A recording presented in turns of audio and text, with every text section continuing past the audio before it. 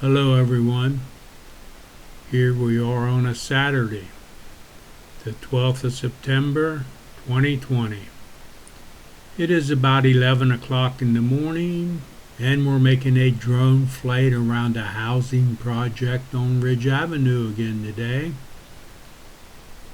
Temperature is about 68 degrees, sort of overcast, cloudy. Not too windy,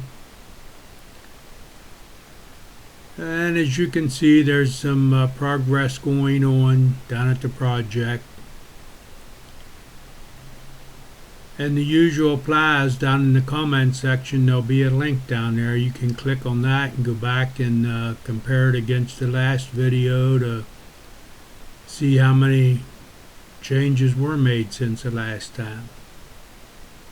So have a good day everyone. We'll catch you later. Goodbye.